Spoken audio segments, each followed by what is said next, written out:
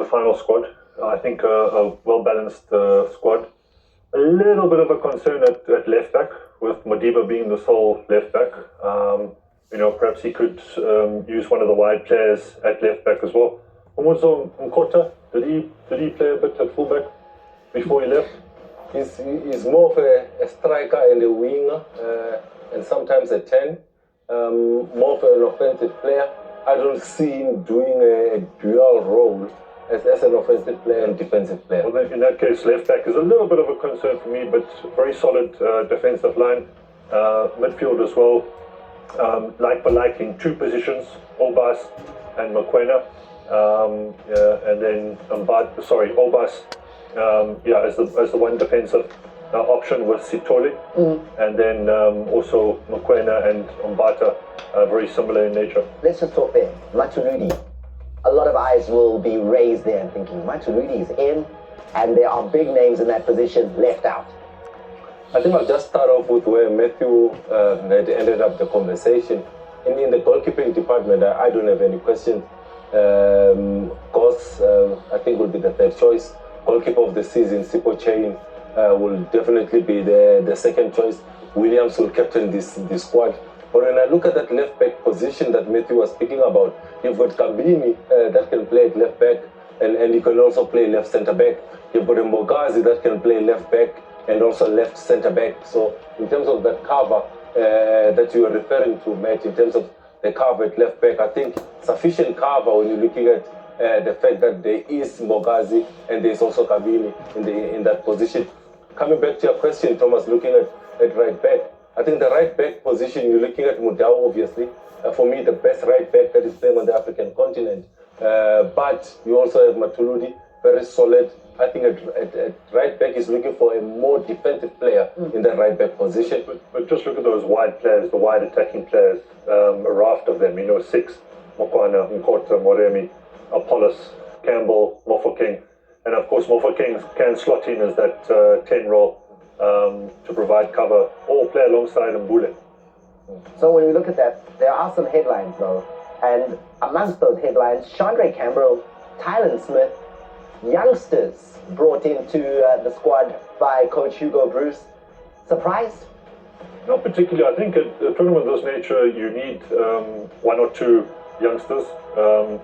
I think that they have the possibility of getting game time, but even if they don't, just soaking up the experience of this AFCON will put them in good stead for the following year in the US, Mexico and Canada. I think that's one that says Hugo Bruce does not want to leave Bafana not in good hands, because when he leaves that Bafana team with the likes of Chandre Campbell, the likes of Smith, the likes of Rile Mufokeng, Nkota, those are still young players. Mbokazi just turned 20. So whoever is going to take over after the World Cup, he's going to inherit a very good squad. But when I look at that midfield, Matthew, I look at on the left, the coach is thinking that you've got maybe a Moremi and an Apollos competing for that position. And when you go to the right, you're looking at Nkota, Elias Mukwana, and you also look at Chandre Campbell to play on either side. But I'm looking at him using Rile more as a 10 because I see there is Mbule and I also see that there is Rile. Maybe those two will interchange in that 10 role. COSAFA group, that's what I'm calling Group B at the Africa Cup of Nations. Angola, South Africa, Zimbabwe.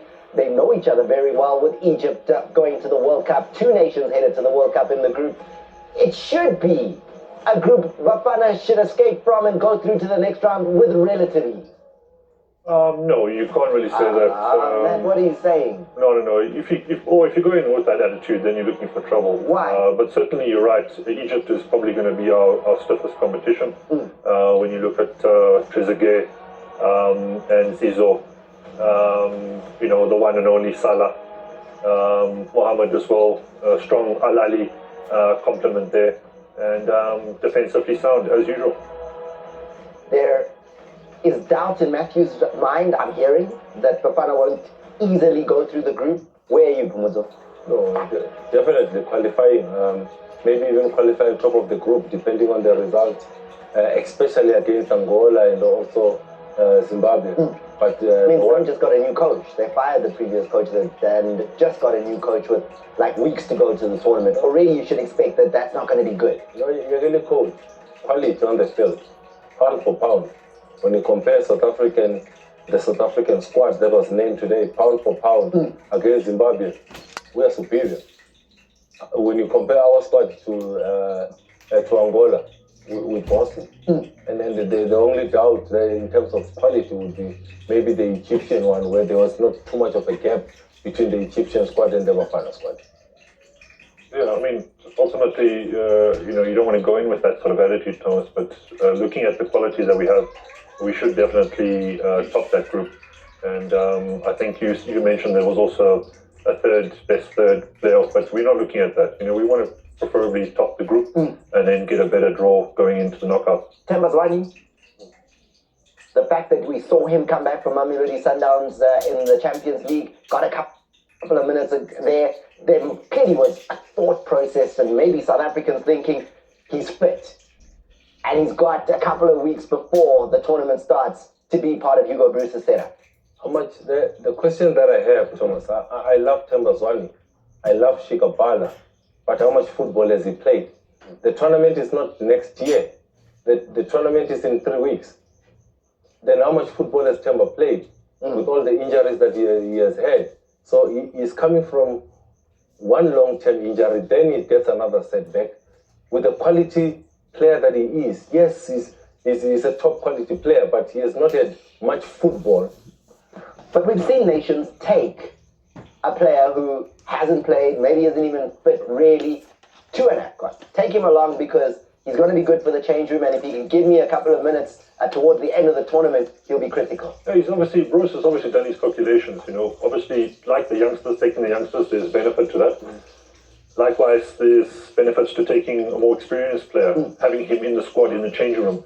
And probably the tipping point was the fact that he hasn't had enough game time, which is a great pity for me because, I'm a great fan of Tembas. Now, I think from what Cap has done, you can take 28 players along. Players. We're not taking the full contingent. He wants a smaller squad? It's difficult to manage a big squad. You can even ask the coaches that are coaching at club level. Even at international level, it becomes very difficult. I'm saying difficult because you have to keep the players at the same level. Obviously, if you're taking 28 players, it means there's a large number of players that are not playing.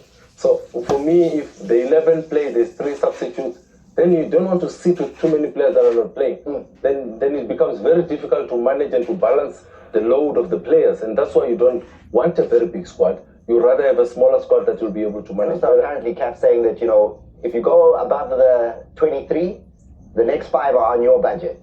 23 is covered. That's the What are you saying about finances then? That's not new. I'm not saying anything about that. For me, psychologically as well, it's another psychological thing where you're having to deal with 3 players who are going to be sitting. Me as a player, I wouldn't want to travel if I was in that situation. But does standby mean you're there? Like, are you on standby there, or are you on standby in South Africa? Boy, relax. If we need you, we'll put you on the plane and you can get you in 24 hours. As far as I know, you remain behind, but I stand to be corrected. So overall, your thoughts on Coach Hugo Bruce? No glaring errors, no glaring mistakes, and a squad that is good enough to go the distance. Very well balanced squad, and I'm quite happy with that. I've got one. My heart is a little bit sore for Morena that has been part of this team. That's where we look at for Maturidi, right? My heart is sore for a Morena that has been part of this team for so long. A Morena that was part of the AFCON that brought back the bronze. A Morena that was part of the team that qualified this Bafana team to be there. Then the coach goes at the end, like in the last page, then he goes for a play on form. You see, the players want consistency, and Umuzo's made a very good point here, because if you look at Moby, who's been in that squad come hell or high water, and then this happens to Morena, but, it's a catch-22. Look, sometimes there's no time for sentiment. And I guess the question is also, how do Sundowns use Tapelo Morena? And is he playing as out-and-out defensive player, sometimes striker, sometimes winger, sometimes everything that you need. Thomas, Umrena is a fullback at Mamelodi Sundowns. Yes, when there's an emergency, you can use him as a winger. If there's an emergency, you can use him as a false nine. But this is a guy that you can't question because you've worked with him for so many years. I'm not even going to say Hugo Bruce has worked with Morena for so many years. He knows his weaknesses and his strength. Maybe the decision is made based on what he wants. Maybe he's looking at it to say, okay, I don't need him offensively. But he's also not a regular. Nowadays. Yeah. It's tough.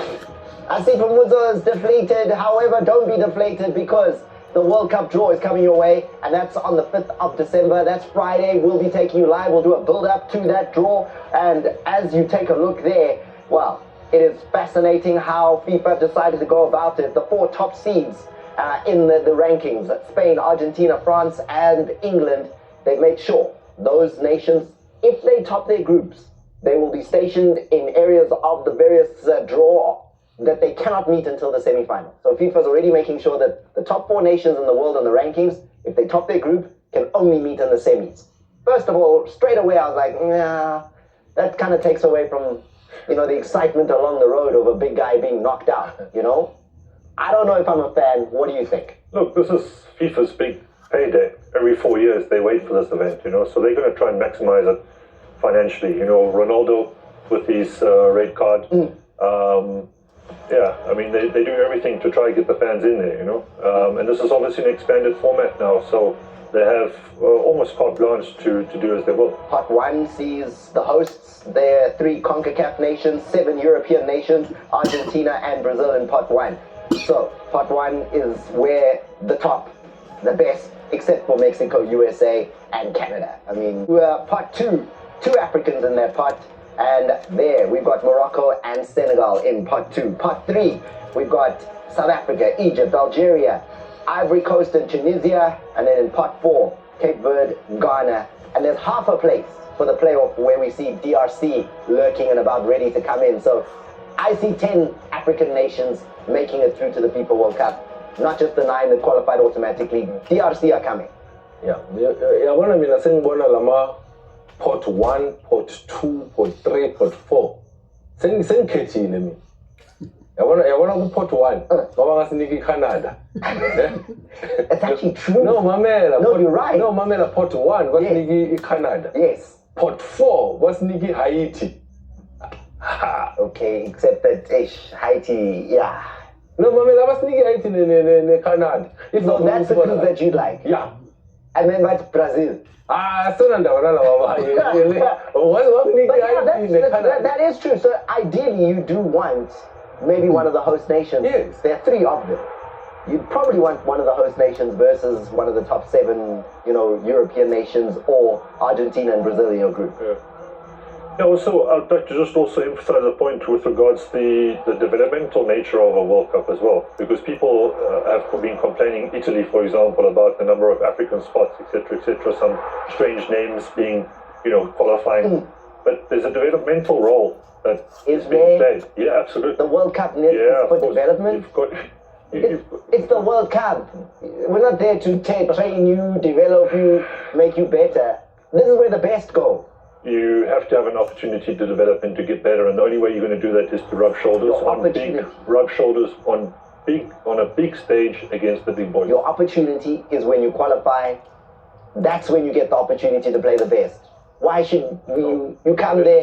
Because you get there. Playing in Oceania or anything. Okay, so you get 10-0. What does that help you? You've learned to deal with the trauma of 10-0 on a big stage. And you've in that 10-0, you've raised your game. Believe you me, you've raised the game to as best as possible. So you see, like, for instance, okay, they're not going to qualify, but a New Caledonia, little nations like that having benefit from being there. Thomas, it's how they say when you think you're a big fish until you go to the ocean. And this is what I'm saying about these small countries, to say you want to compete against the best. And that's where you get to judge your level, to say, at what level am I at? We're raving about Bafana Bafana, the way that they qualified. Until the draw is made, we will know where are we real in world football. Until that draw is made and we see who's in our group to say, it's a World Cup. Yeah. Emphasis on world. I can't let you get away with that, Omozo, because when you say something like, you will see the level, then you don't want Canada and you don't want Haiti. Because that's not a test of level anymore. What's wrong with Canada, by the way? No, I'm just saying.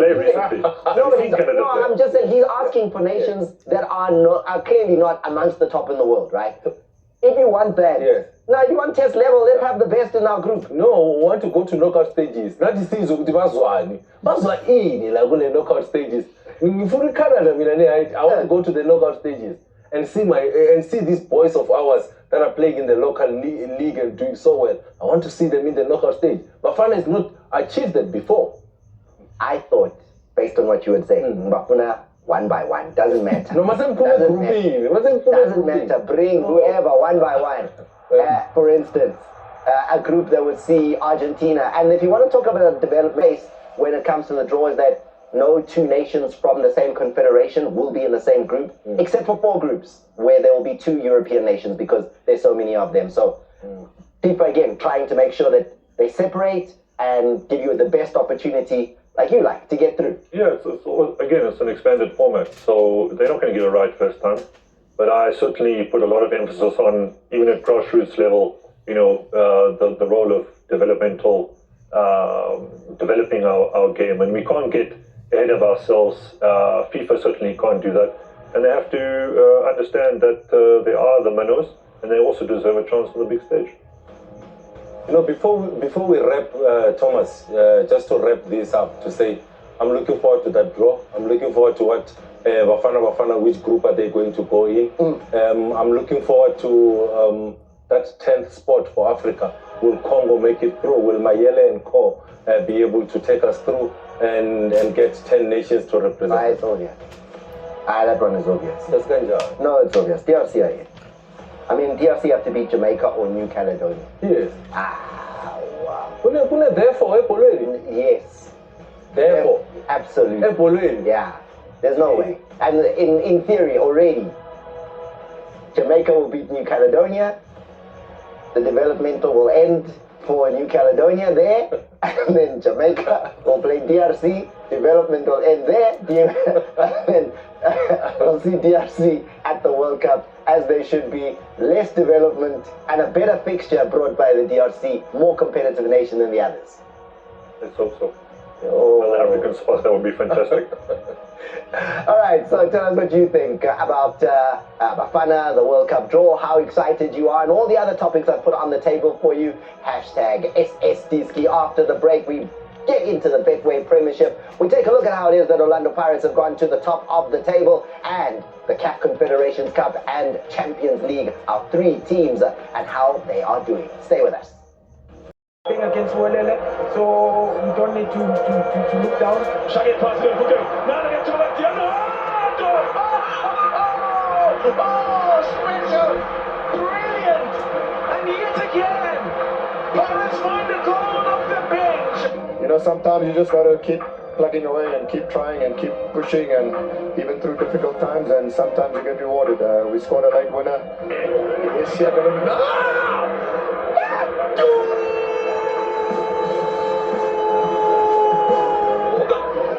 Outstanding performance by a youngster coming from our GDC structures, promoted into the first team, and he's showing what he's capable of.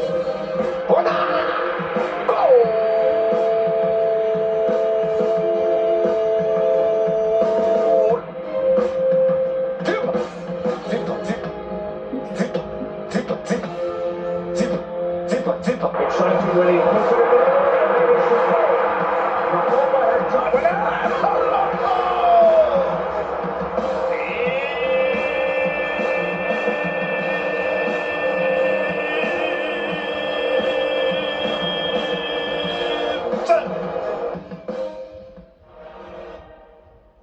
Let's get into one of our features on the show, and that is where we talk about our man of the week here on Extra Time. We look back at who the players were, who were man of the matches, and then try and come and give you an assessment as to who stood out above everybody else.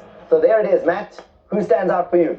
For me, it was very close between Ngema and Mofokeng. I was at the game, Richards Bay, so I watched him very closely. What he did out wide on the right, scored a goal. Passing accuracy was very high. 3 shots, 2 on target. He created 5 chances as well, and then he scored that goal, which was a beautiful goal, I felt. So Ngema's part of that victory, that 2-0 victory that Richards Bay got over AmaZulu. Great performance there. Is he your man? I'll have to go with the president, President Emma 2000. I'll have to go with Rile Mofokeng. I think the game-changing passes that he's making these days, Rile Mofokeng, with one pass being able to dissect 9 players of the opposition has been excellent. He's also influential in the secondary assists. The balls that he plays into the final third has been great in the past week. So I'll go with Rile Mofokeng to be the player of the week. There you go, Rile Mofokeng, back from the G20, clearly. The president of the 2000s is back where we know in terms of the form that he's shown this week. However, those of you who have very good eyes would have noticed that on that list, you would have seen Tape Ira, the goalkeeper for Galaxy, as one of the man of the matches. And the reason why I highlight him is because we're going now into our 30-second strike, and that's where we pick out the best moment of the week, and we assess them. We go through the list until the very best is displayed. And this week, me and Tape Ira are going first. This is the first time he has been honest on the show. Yeah. What do you mean? Time you've been honest, Thomas. No. No, you know what? The best always has to go first. I've decided that for this week. So let's go into the 30-second strike and why Tape Ira was named a man of the match in that encounter.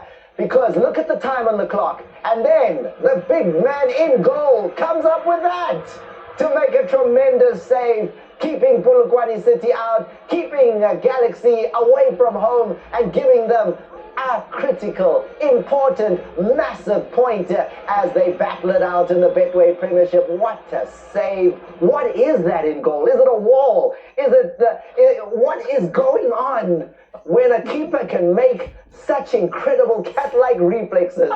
Tape Ira, oh, I salute you. What a finish. What a brilliant, brilliant piece of goalkeeping. There you go. No, that was a lot of energy for bronze. That's a lot of energy for bronze. For number 3. Presentation is always spot on. Yeah, a little presentation. Yeah. Okay, so let's talk. That's not a good save?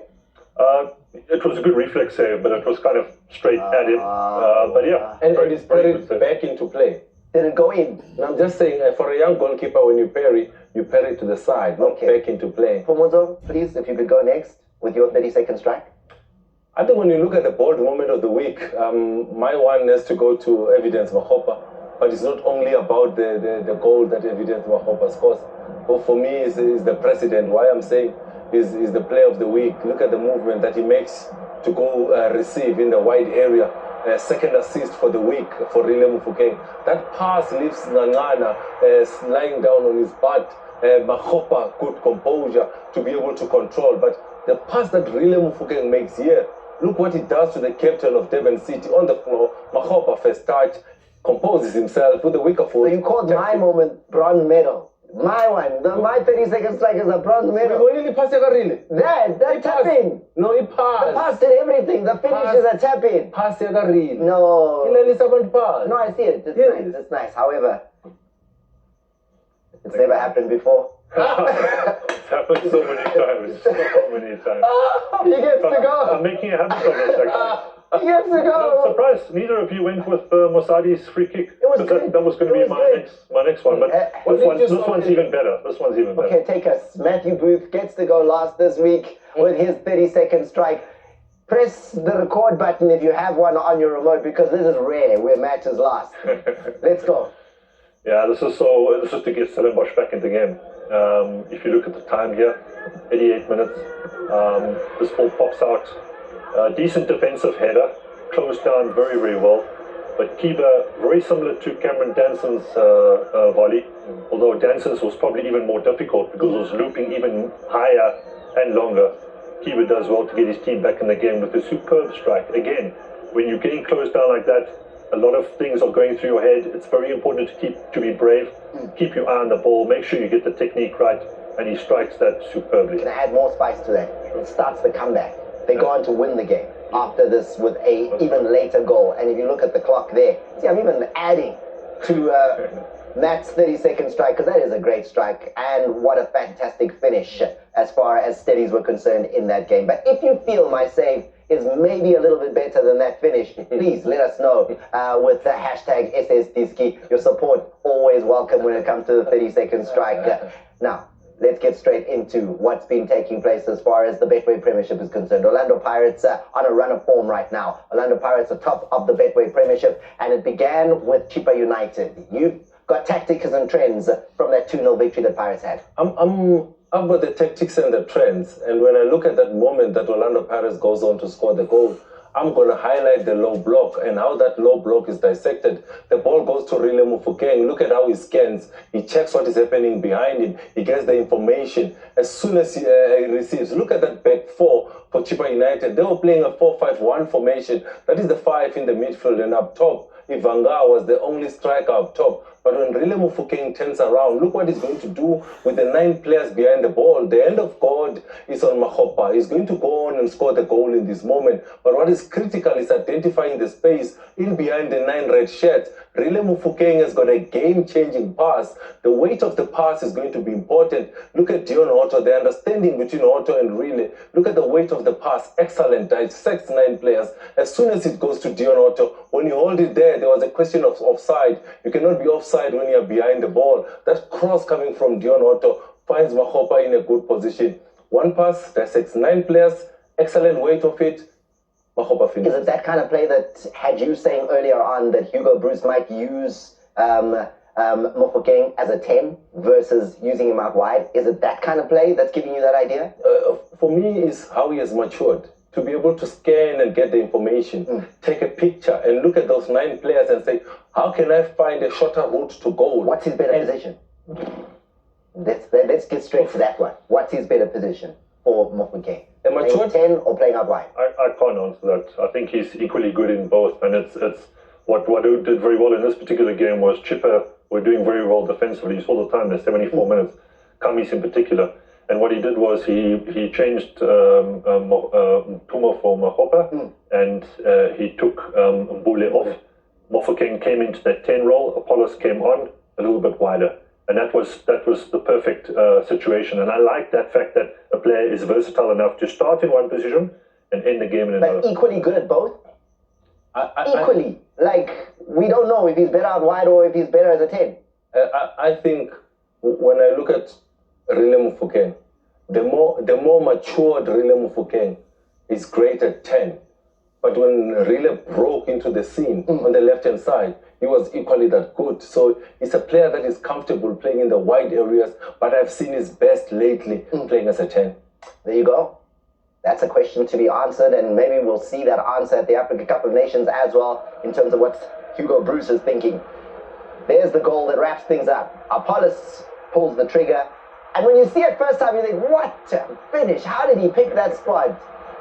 And then it's ruined by the close-ups and the replays, because there's a little bit of a deflection on the way. Yeah, it came off Kamis, just off his left heel. But the intention was good there from Apollos. You know, this is what he does best. You know, cutting inside and getting it onto his right foot, aiming for that far post, or putting it with his laces through the defender's legs to the near post. That's typically what an inverted striker aims to do.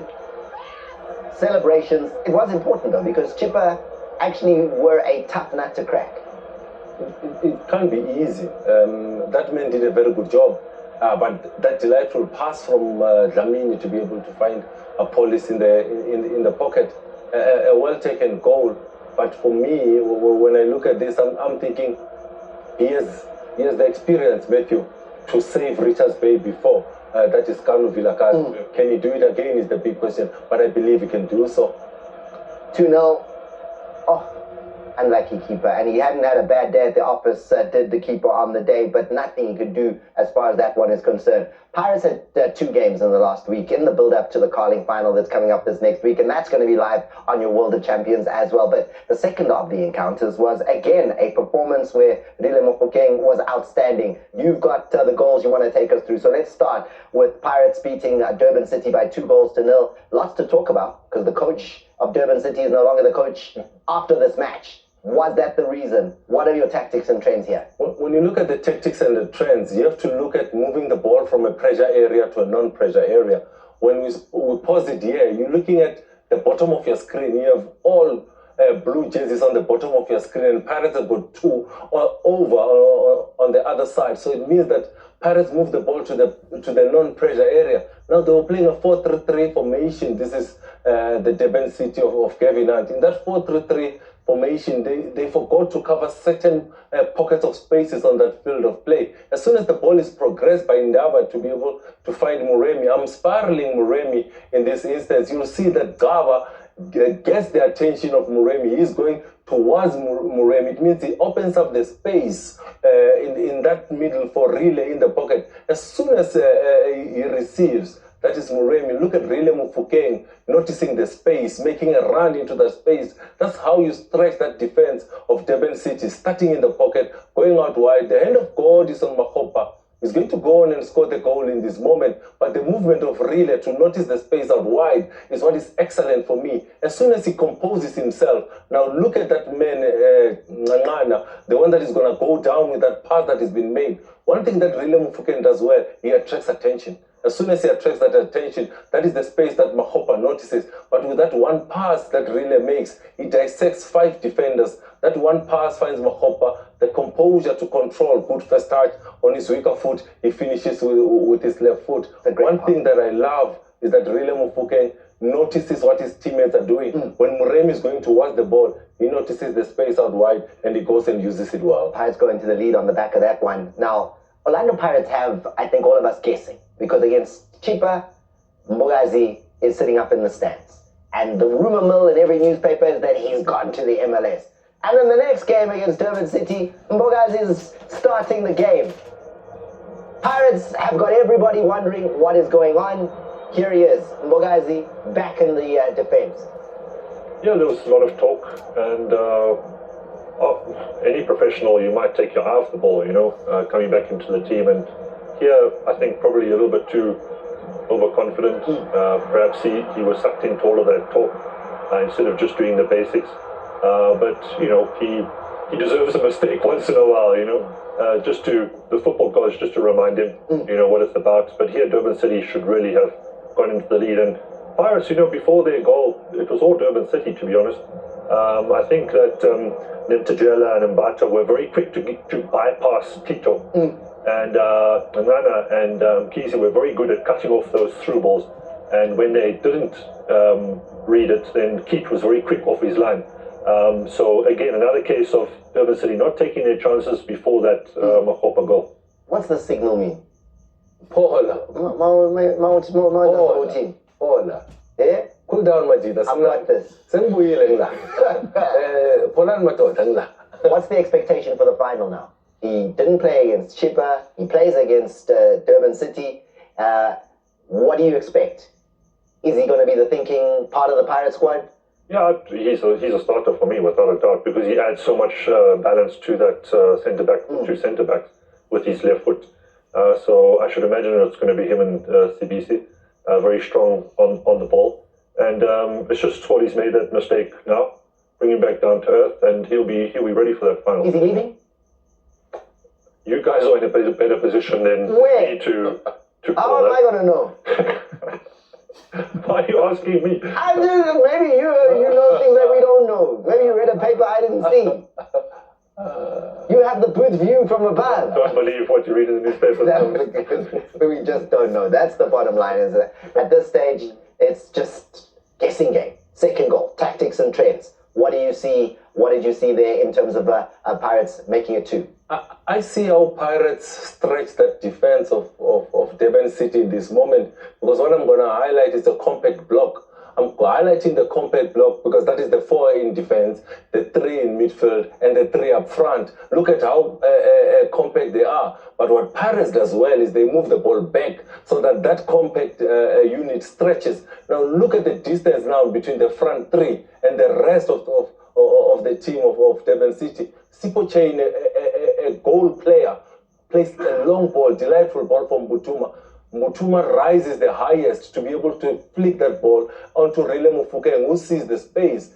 On the right of your picture, I'm spiraling Ndaba, the man that is going to go on and give the assist in this moment. As soon as that ball goes to Rile Mufokeng, on the right of your picture, the end of God is on Tito. He's going to score the goal. Look at how deep he comes from. Right? Look at Rile Mufokeng. Any ordinary player plays that ball back to Mbata, but because of the skill and talent that he has, he doesn't. He attracts 4 defenders to himself once again. That is Rile Mufokeng. When you look at the space that is created by that move of going inside, now Ndaba has got the opportunity to go on that overlap to be able to receive the ball. As soon as Ndaba is about to receive that, look on the D-line.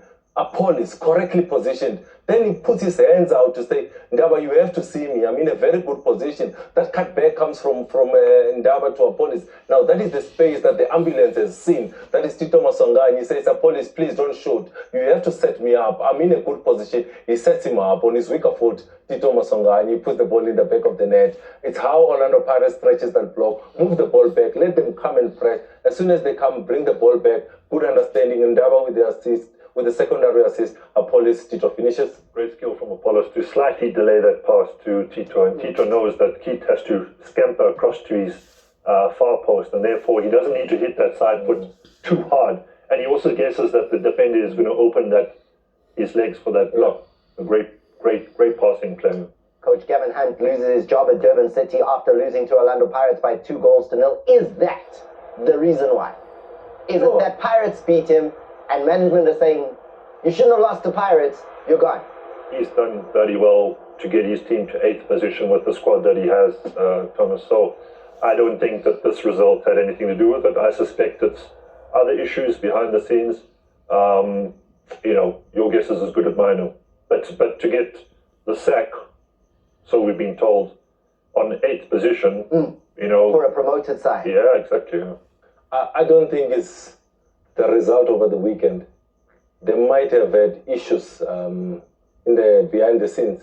To look at Gavin Hunt, the squad that he has, to be in 8th position, to get the balance of the squad, and for him, when they were sitting before the season started on that drawing board, you say Pirates coming to visit, you're not going to put 3 points. You're going to put 1 point, or you're going to put 0 1 point and a question mark. Yes, 1 point and a question mark. And to say because he got fired because of that, I don't believe it. I think there is discussion that did not go well in the office between the management and the coach. Hence the at the end of the day, though, all that behind the scenes thing, surely if you're management, you look at the log and you go, yeah, okay, there's all this and we're not agreeing about the log. Guys, we are safe, comfy. Isn't that the number 1 priority? Absolutely, but there's clearly tension behind the scene. It could have had something to do with sort of the Middendorp issue. It could have had something to do with players that Gavin wanted to bring in.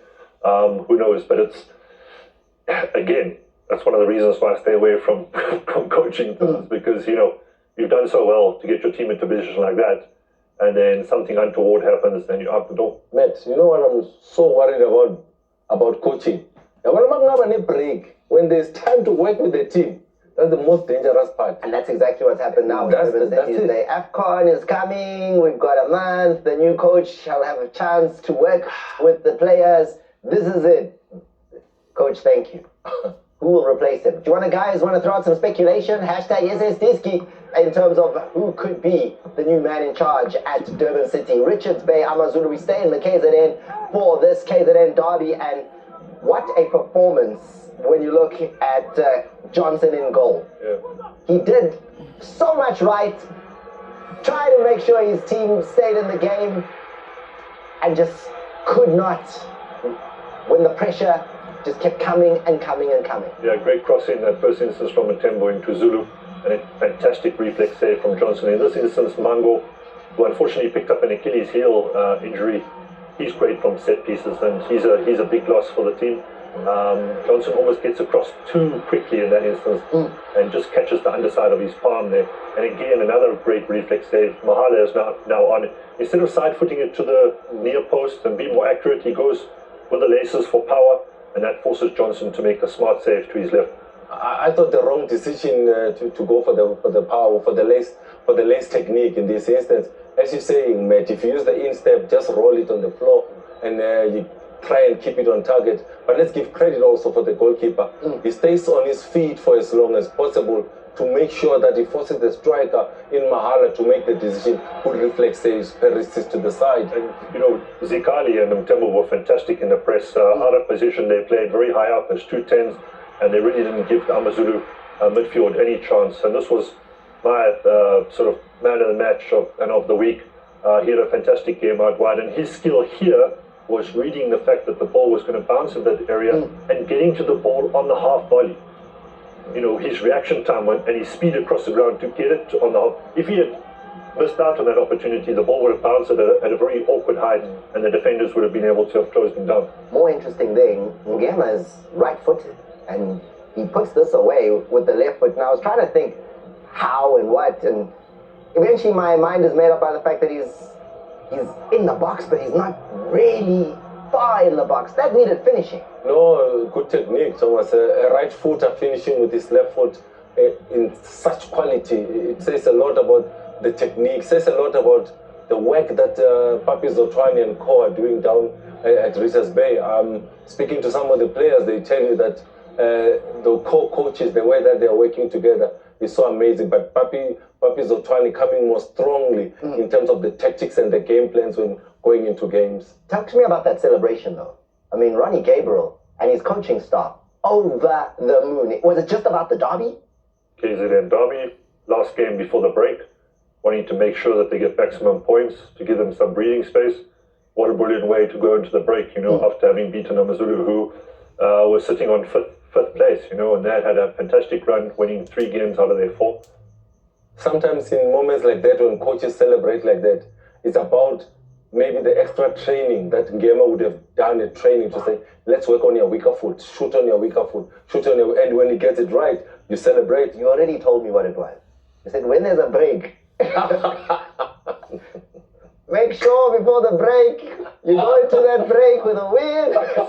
True. There's no conversation with management. We've been looking at them before, and this is break. We think we're going to a break. We'll be back after this. The finalists of the Carling knockout coming up over the weekend. Marumo Gallants, they had a game against Magesi on Sunday.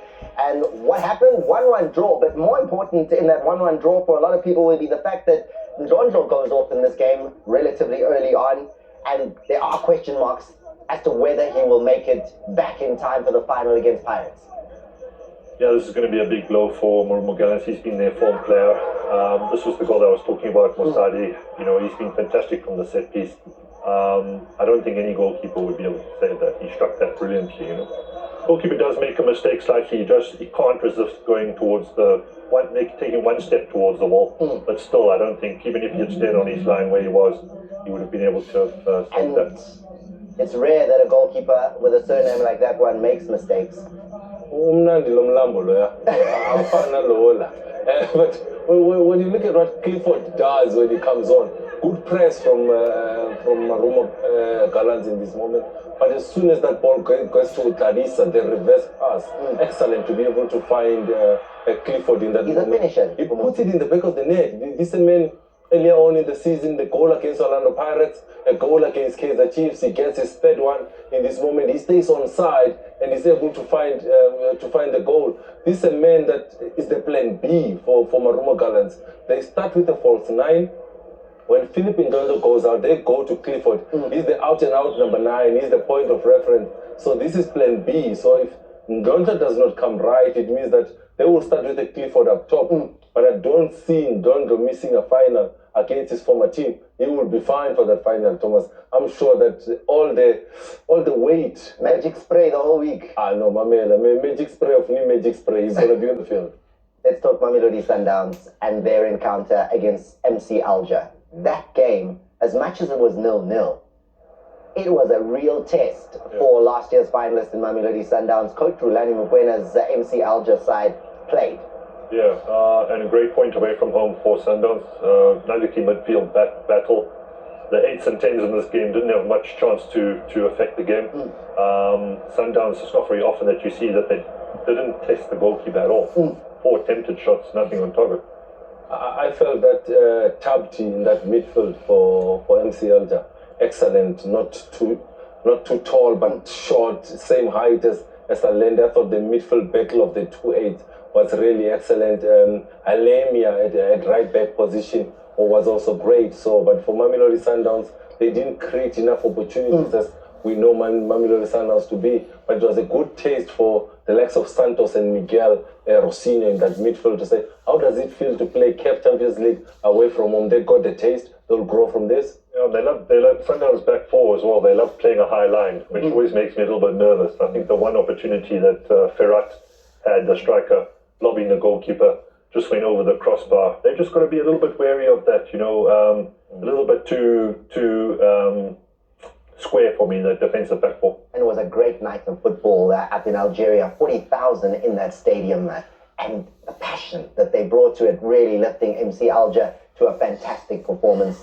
And 0-0 draw in that one. But what a game. Worth watching. Catch it on Catch Up if you want. Go back and take a look. Now, moving to the CAF Confederations Cup. And here it needs talking about, because Kaizer Chiefs against Zamalek, and early on, the worst thing that can happen happens. Jaziri scores. Again, when I look at the campaign of Kaizer Chiefs so far, it has been marked by individual errors.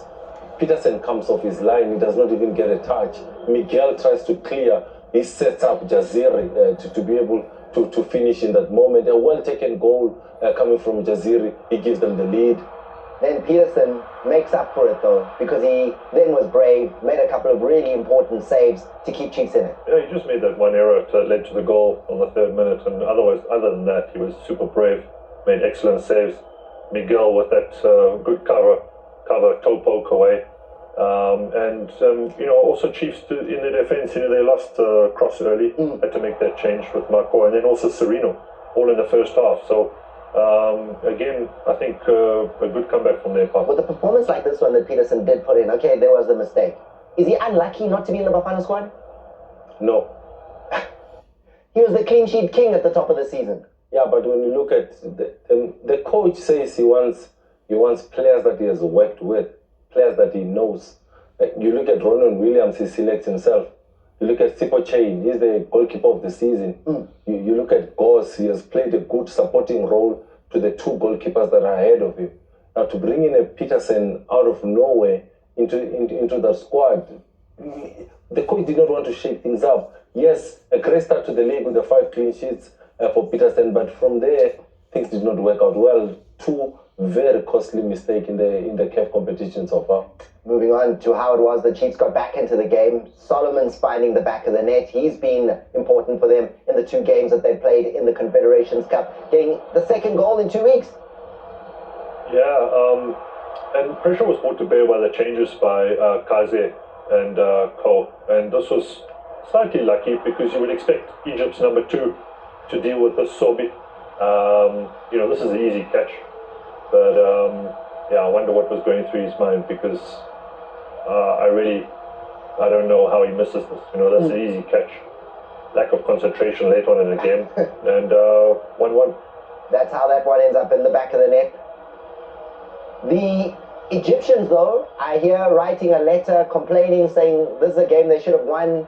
Referee disallowing a couple of opportunities that they should have had. So I thought, let me engage you guys here.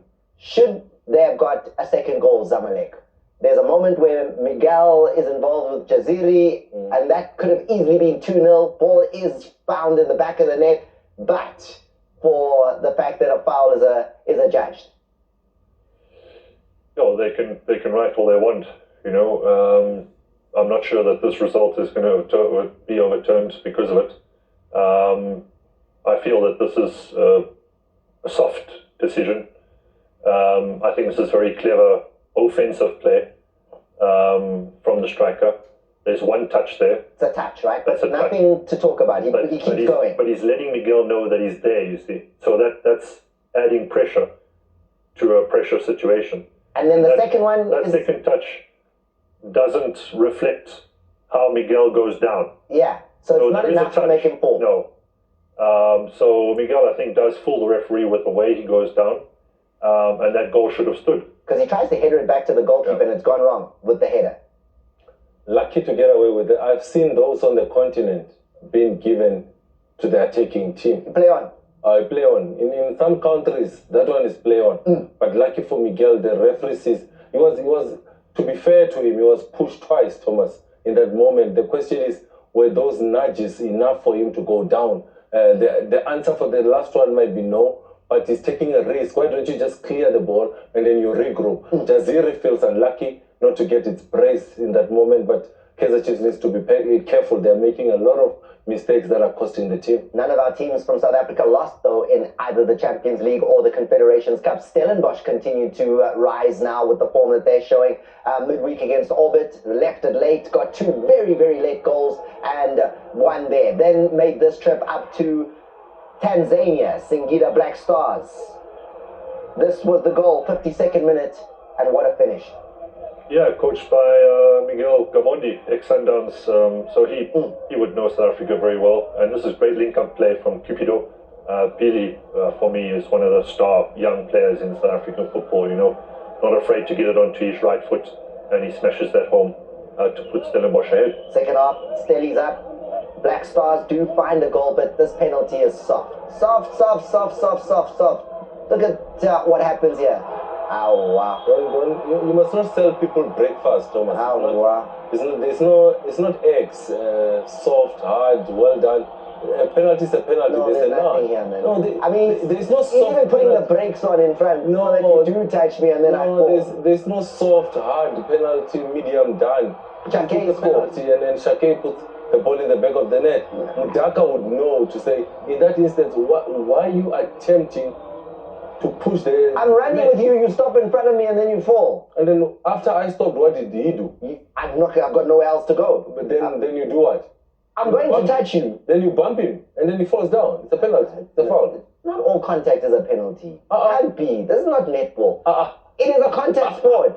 You are going to touch each other. I don't like that one, and especially because it's 90th minute of the match, right? And that leaves a bitter taste where players literally just say, I'm going to take a chance. If the referee gives it, he gives it. If he doesn't, he doesn't. I think the reaction of Ndaka, you know, he didn't scan. He panicked a little bit, tried to get goal side all of a sudden. And I think the referee just reacted to that particular moment. But Continental experience? Not a pen. Another level here that Ndaka needs to be aware of, that, you know, on the continent, when you're playing Champions League, Confederations Cup, the experience of the players you're around you are going to do things like that. Yeah, he's been fantastic at the start of the season for Stellies, by the way. Surprised that he's lost his spot at left back. But experiences like that put him in good stead. Guys, thank you very much. That's the big man, Booth. The other big man in Phumuzo Manenje. And most importantly, thank you to our viewers at home for being with us for this one. The Betway Premiership, midweek, plenty of fixtures to look forward to. Arrows take on Amazulu tomorrow. Another KZN derby. Outstanding fixture there for Swelele against Mamelodi Sundowns. Can they go back to the top of the table? Chippa United, Kaizer Chiefs, fascinating there. Who sits on the bench for Durban City against Orbit College? That will be something that we are all looking forward to seeing. What a midweek! This has been Extra Time. I'm your jersey number 10, Thomas Mlambo.